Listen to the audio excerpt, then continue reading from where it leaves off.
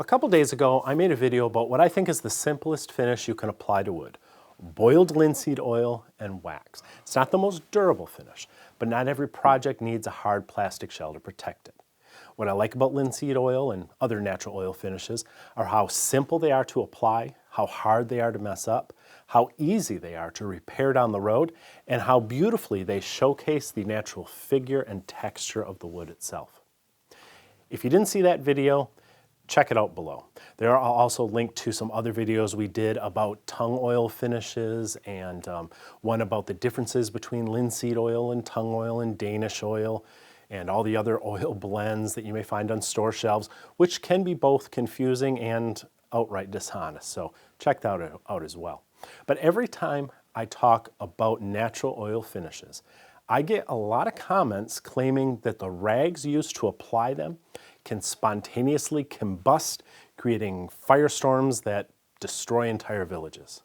This is a real concern among a lot of people because the internet is full of horror stories that make some think that merely cracking the seal on a bottle of boiled linseed oil is akin to firebombing Dresden.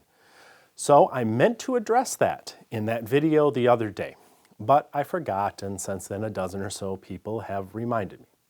Therefore, this short video will serve as a follow-up to discuss whether this is just a myth or if these natural oil finishes really do pose a significant risk of fire, and what you can do to keep your mind at ease and your workshop inferno-free.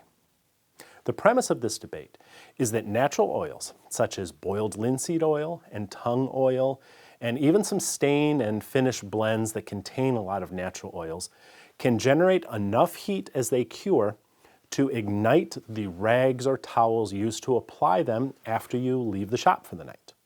I'm talking specifically about non-petroleum oils. Petroleum-based products such as polyurethane can be very flammable if exposed to sparks or flames or really, really hot conditions. But these conditions are not typically found in your workshop trash can, so we don't worry too much about throwing a poly-soaked rag or brush away at the end of the day, as long as it's not next to the wood stove. But natural oils, which come from plants and seeds, can generate their own heat. These oils dry through a process called oxidation, which is the addition of oxygen to the oil, which causes a chemical reaction that's necessary to cure or harden the finish. Oxidation generates heat. On the surface of the wood, that heat is dissipated so efficiently that you're not going to notice it. The wood's not even going to feel warm. But if that oxidation occurs inside a wadded up cloth, that heat can't dissipate from the center as efficiently as on the wood, and it can begin to build up. Pile a bunch of oil-soaked rags together, and the heat trapped in the center of the pile can build up even more. If that chain reaction reaches a temperature around 650 degrees Fahrenheit or 340 degrees Celsius, the rags can indeed catch fire on their own without a source of flame or spark. This is called spontaneous combustion. But 650 degrees is pretty hot. So how likely is this to actually occur? Well, I've heard of several people who have tested it themselves with varying claims of success. But one test that you can check out, there's even some video, I'll put a link to it below, was done by a Maryland fire department for ABC News a few years ago. They put oil-soaked rags in a box and they took temperature readings to see how quickly things heated up. It only took a couple hours to reach 200 degrees in the center of the pile. In a little over 4 hours, the rags were smoking hot. And in 6 hours, the box was on fire. So it can happen. You can leave a pile of rags in the shop in the evening and catch the place on fire in the time that you're sleeping. Of course, that was a box full of oil-soaked rags. Can just 1 or 2 rags thrown on the bench or in the trash can catch fire just as easily? I don't know. Maybe, maybe not.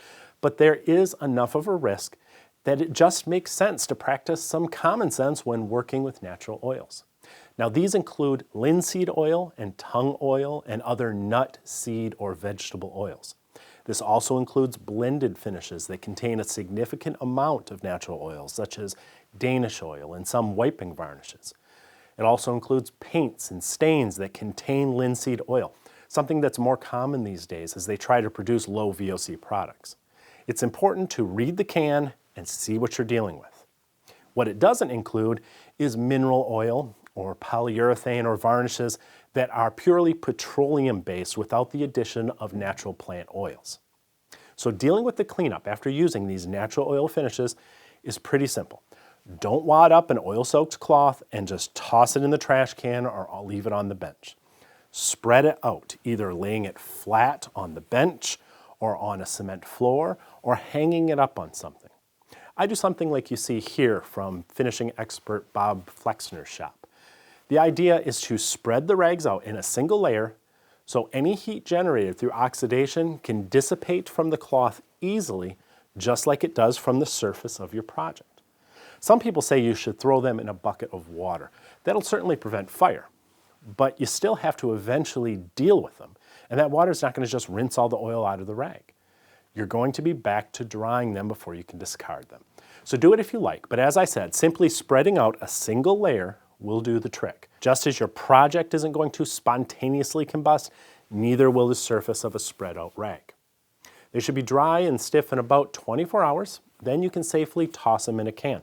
If that's too long, you can put them in a fire pit outside and get rid of them immediately. Linseed oil is not explosive like gasoline, but if it's a blended varnish with a lot of mineral spirits or solvents in it, I don't know if you want to be lighting that standing too close to it. Bottom line is, this is not a myth.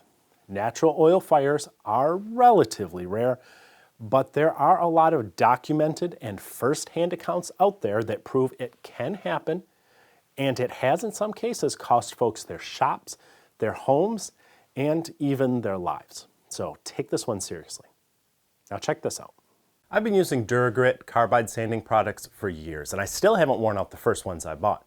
If I have a rough edge to smooth, a corner to chamfer, or a curve to shape, more often than not, I'm reaching for one of these cleverly designed tools. It's one of those workshop secrets I wish I'd discovered long ago.